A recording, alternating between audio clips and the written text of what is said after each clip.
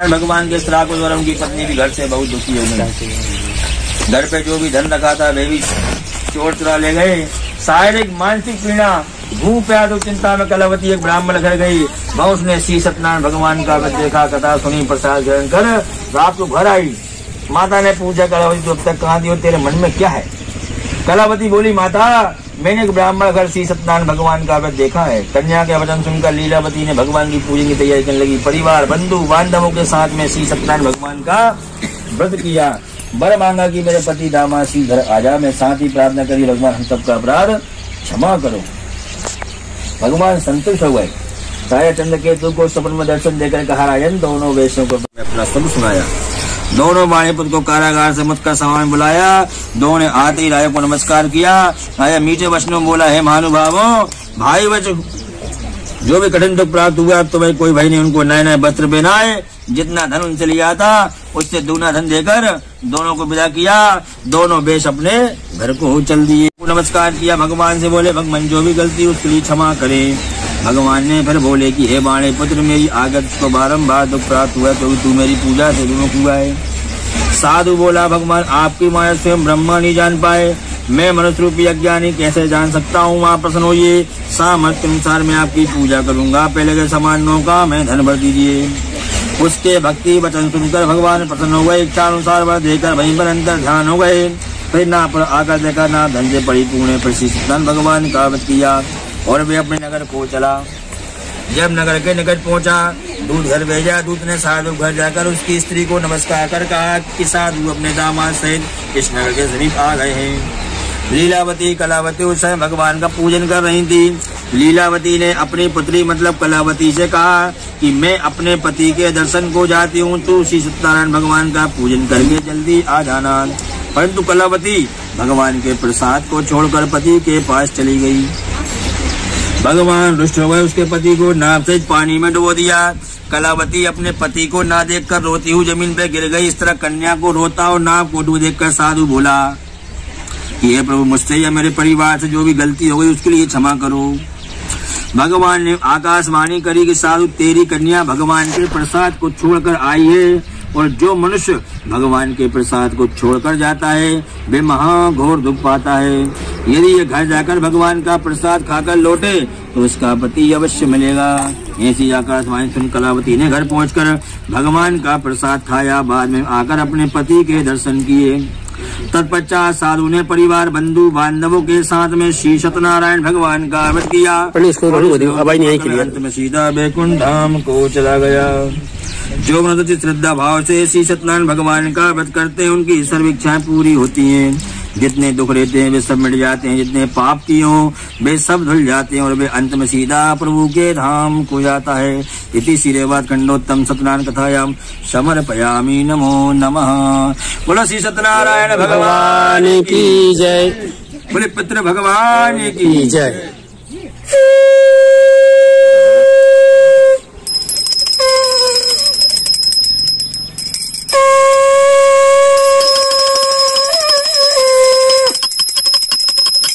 रामचंद्र भगवान की जय। ओम गम गणपतये स्वाहा। स्वाहा बोले, स्वाहा। अंबिकाय स्वाहा। श्री सत्यनारायणाय स्वाहा। श्री नारायणाय स्वाहा। श्री कुलदेवताभ्यो स्वाहा। बम वरुणाय स्वाहा। जी सूर्य भक्त कहते हैं। विष्णवे नमः, नमो भगवते वासुदेवाय। जो भी नाम से अच्छा लगे वो नाम का जप करना है। तो श्री सूर्य प्रत्यक कहते हैं कि मैं और कथा कहता हूँ, सुनिए। प्रजा पालन के लिए तुंगा ध्रुव नाम कर आया था। उसने भगवान का प्रसाद त्याग कर बहुत दुख पाया। एक समय वन में जाकर वन पशुओं को मारकर बढ़ के वृक्ष के नीचे आया। वहां उसने ग्वालों को भक्ति भाव से भगवान का पूजन करते देखा। राजा देखकर भी अभिमान बस वहां नहीं गया, नमस्कार भी नहीं किया। जब ग्वालों ने भगवान का प्रसाद उसके सामने रखा तो वे भगवान के प्रसाद को त्याग कर अपनी नगरी को चला गया। वहाँ उसने अपना सब कुछ नष्ट पाया तो वे जान गया कि ये श्री सत्यनारायण भगवान नहीं किया है। तब वे विश्वास कर ग्वालों के सीम गया, भक्ति भाव से भगवान का पूजन किया, भगवान का प्रसाद खाया तो सब कुछ पहले का जैसा ही हो गया। दीर्घ काल तक सुख भोग कर वे अंत में सीधा प्रभु के धाम को चला गया। जो मनुष्य अच्छी श्रद्धा भाव से श्री सत्यनारायण भगवान का व्रत करते हैं उनकी सब इच्छा पूरी होती है। जो निर्धन होता है धनी बन जाता है, जो किसी बंधन में होता है बंधन से मुक्त हो जाता है, निर्भय हो जाता है। जिसके संतान ना हो तो संतान की प्राप्ति होती है। भगवान सभी मनोरथ को पूर्ण करते हैं। पहले जिन्होंने इस व्रत को किया कथा कहता हूँ, सुनिए। ब्राह्मण ने सुदामा का जन्म लेकर मोक्ष को प्राप्त किया। उल्का मुख नाम का राजा दशरथ होकर बैकुंठ धाम को चला गया। साधु नाम के वेश ने मोर का ध्वज बनकर अपने पुत्र को आरस चीरकर मोक्ष को प्राप्त किया। महाराज तुंगा ध्वज ने स्वयं भूमनु बनकर भगवान की भक्ति कर्म करके मोक्ष को प्राप्त किया। जो मनुष्य अच्छी श्रद्धा भाव से श्री सत्यनारायण भगवान का व्रत करते हैं उनकी सब इच्छाएं पूरी। जितने दुख रहते हैं सब मिट जाते हैं, जितने पाप किए वे सब जल जाते हैं और वे अंत में सीधा प्रभु के धाम को चला जाता है। आज की हमारी सत्यनारायण भगवान की कथा का जो भी फल है वो सब हमारे भाई साहब को अर्पण हो, ऐसी अपन भगवान से प्रार्थना करेंगे। पूर्ण सकल देवता नाम रेवाखंडेतम श्री सत्यनारायण व्रत कथायाम पंचम अध्याय संपूर्ण।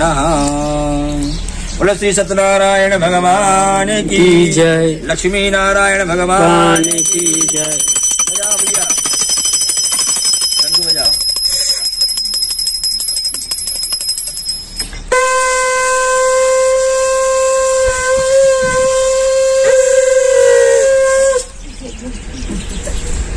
बलि रामचंद्र भगवान की जय। ओम गणानां त्वा गणपतिं हवामहे, प्रियाणां त्वा प्रियपतिं हवामहे, निधीनां त्वा निधिपतिं हवामहे। वसो मम आहम जानि वदमा त्वम जातु वदम्मा। गं गणपतये स्वाहा स्वाहा, हम अंबिकायै स्वाहा। ओम गौरी पद्मावती मेधा सावित्री विजया जया देवसेना स्वाहा। मातरो लोक मात्रा पुष्टि राज कुल देवता गणेश अंधकार सर्वद्दौ पूजे षोडशा स्वाहा। ओम ब्रह्मा मुरारी शिवरंधकारी भानुसती भूषणो वदश्चः गुरु च शुक्र शनि राहु केतवा। सर्वे ग्रहाः शान्तिकरा भवन्तु। नवग्रहमण्डल देवताभ्यो स्वाहा। ओम शान्ताकारं भुजगशयनं पद्मनाभं सुरेशं विश्वाधारं गगनसदृशं मेघवर्णं शुभांगं श्रीलक्ष्मीकान्तं कमलनयनं योगिवृद्ध्यानगम्यं वन्दे विष्णुभवहरणं सर्वलोकैकनाथं नारायणाय स्वाहा। रामाय रामभद्राय रामचंद्राय रघुवीरनाथाय नाथाय सीताय पतये नमः स्वाहा। कृष्णाय वासुदेवाय हरे परमात्मने प्रणतः क्लेशनाशाय गोविन्दाय नमो नमः स्वाहा। श्री कृष्ण वासुदेवाय स्वाहा। पितरेभ्यो देवेभ्यो स्वाहा। पितृव्याय सुधाय स्वाहा। पितृव्याय सुधाय स्वाहा। ओम श्रीमन्महागणाधिपतये स्वाहा। लक्ष्मी नारायणाभ्यां स्वाहा। ओम उमामहेश्वराभ्यां स्वाहा। ओम वाणिर्नगरवाभ्यां स्वाहा। ओम सची पुरंदराभ्यां स्वाहा। ओम इष्ट देवताभ्यो स्वाहा। ओम कुल देवताभ्यो स्वाहा। ओम स्थान देवताभ्यो स्वाहा। ओम सर्वेभ्यो देवेभ्यो स्वाहा। ओम सर्वेभ्यो ब्राह्मणेभ्यो स्वाहा। ओम सिद्धि विषयिताय श्रीमन् महागणाधिपतये स्वाहा। गुरु मंत्र याद दिन भगवान को तुम सबसे ज्यादा मानते हो, पहले जगह पानी जय। ओम चंद्रमा मन दो जात सूर्यो अजायता सोद्राद्वायुच प्राणश्च मुख अग्निरजायता हिरगुंहभिः शयननं मय्य सुदसवीरगुं सर्वगणगुं सत्ताये। आत्मा सनि प्रजा सनि पशु सनि लोक सन्य भय सनि अग्नि प्रजां बहुलां मे करोद्मन्नं भयोरेतो वसमान् सुदत्ता। ओम जय जगदीश हरे स्वामी जय जगदीश हरे। भक्त जनों के संकट भक्त जनों के संकट क्षण में दूर करे। ओम जय जगदीश हरे।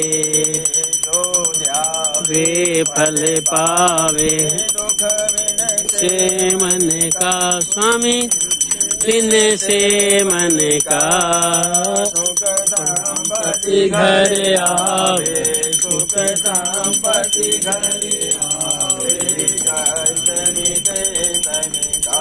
ओम जय जगदीश हरे। मानो पिता तुम मेरे शरण गहूँ में किस की स्वामी कर कहूँ मैं किसकी तुम्हें मिले न दूजा प्रभु विनय न दूजा हाथ करूँ किसकी जगदीश हरे तुम पूर्ण परमात्मा तुम्हें अंतरयामी ओ स्वामी तुम्हें अंतरयामी पार ब्रह्म परमेश्वर जगत पिता जगदीश्वर तुम सबके स्वामी ओम जय जगदीश हरे तुम करुणा के सागर पालन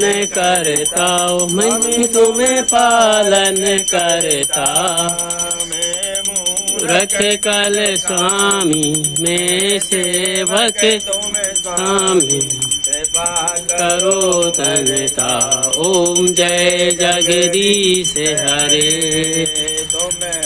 एक अगोचर सबके प्राणपति ओ सबके प्राणपति बिन मिलूं दया में किसे बिन मिलूं दया में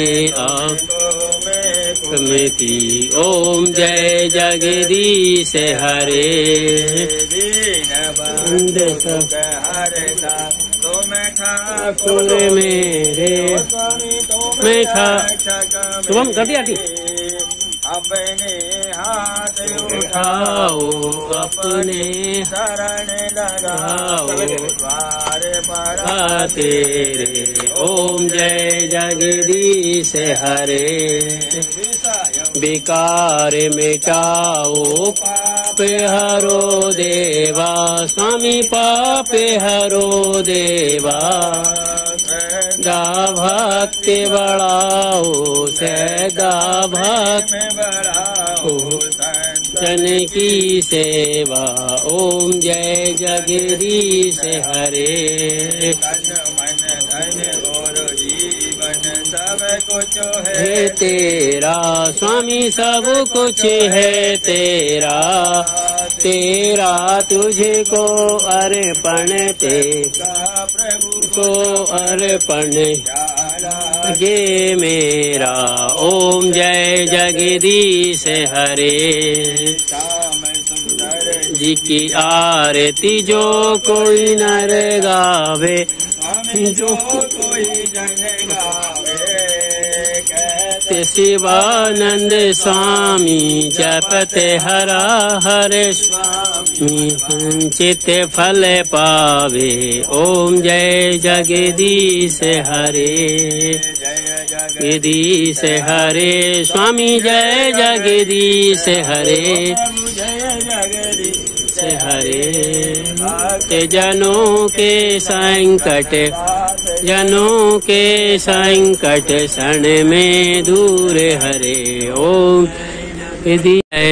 गौरम करुणावतारम संसार सारम भुजगेन्द्रहारम सदा वसंतम हृदयारविंदे भवम भवानी सहितं नमामि मंदारमाला कुलतालिकायै कृपालमालाञ्जलिशेखराय दिगंबराय च दिगंबराय नमः शिवाय ओम नमः शिवाय त्वमेव माता च पिता त्वमेव बन्धु च सखा त्वमेव विद्या द्रविणं त्वमेव सर्वं मम देवो देवः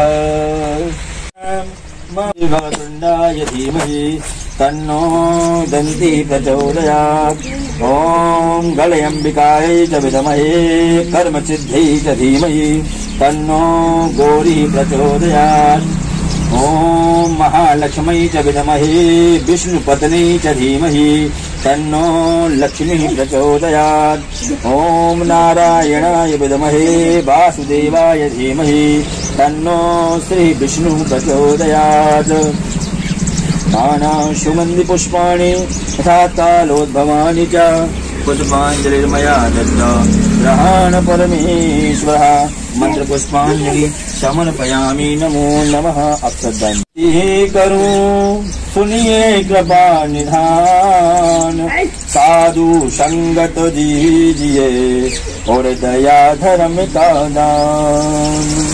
अंजलि में लेके सुमन मन में श्रद्धावान, श्रद्धांजलि अर्पण करूं दहन करो पितृ भगवान।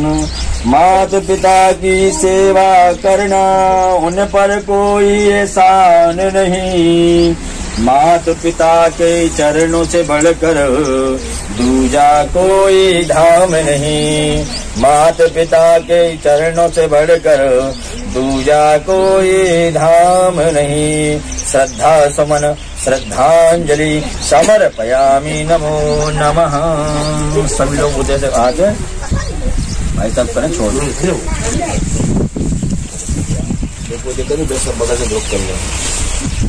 श्री सत्यनारायण भगवान की जय, पितृ भगवान की जय, भक्त भगवान की 33 कोटि देवी देवताओं की जय, धर्मराज महाराज की जय, चित्रगुप्त महाराज की जय, पूरे आज के आनंद की जय। हर हर बेटा थोड़ी तू इधर आ जा। आज बड़ा हर्ष का विषय है कि आज हमारे सम्माननीय श्री अवध नारायण जी मालवीय जी का जो कि दूसरी पुण्यतिथि है आज उनकी, तो उन्हीं के आधार पर उनके लिए फल प्राप्ति के लिए हमने सभी मालवीय समाज के परिवार के लोगों ने भगवान सत्यनारायण जी का आज व्रत करवाया। सत्यनारायण जी की पुण्यतिथि पे भगवान सत्यनारायण जी कथा करवाई है कि इस कथा के माध्यम से मैं आज बताना चाहता हूँ, क्योंकि एक समय की बात है जब भगवान नारद जी विष्णु भगवान के पास गए, तब भगवान से कहा कि हे प्रभु, मनुष्य के उद्धार के लिए कोई तो उपाय बताइए, क्योंकि इस पृथ्वी पे आज सबसे बड़ा यज्ञ है, तो वो है भगवान सत्यनारायण जी की कथा। क्योंकि कथा कथा सब कोई कहे और करना जाने न कोई, जो एक बार सत्य बोल के कथा करे तो यज्ञ कोटि फल होए। कि आज हमारे ग्राम पोलाहा के निवासी श्री अवध नारायण जी का द्वितीय पुण्यतिथि के उपलक्ष्य में श्री दिनेश जी मालवीय एवं मतलब कि सुरेश मालवीय जी के भाई की जिनकी आज दूसरी पुण्यतिथि पर भगवान सत्यनारायण जी का हमने व्रत किया सभी लोगों ने मिलकर, जिसमें कि ब्राह्मण भोजन भी आज करवा रहे हैं, कन्या भोजन भी होंगे और भगवान से ये प्रार्थना भी करते हैं कि भगवान उनकी आत्मा को शांति प्रदान करे। कथा क्यों करवाई जाती है? पंडित जी, कथा क्यों किया है? सत्य कथा क्यों कराई जाती है? क्योंकि ये बताया गया है कि एक समय जब नारद जी भगवान विष्णु के पास गए थे, तो भगवान से कहा था नारद जी ने कि मनुष्य के उद्धार के लिए कोई सुलभ काम बताइए, जो अच्छा कार्य हो, सस्ते में हो जाए, जिसको अपन लोग सस्ता बोलते हैं। तो कोई सुलभ कार्य बताइए कि मनुष्य का जिसमें उद्धार हो सके।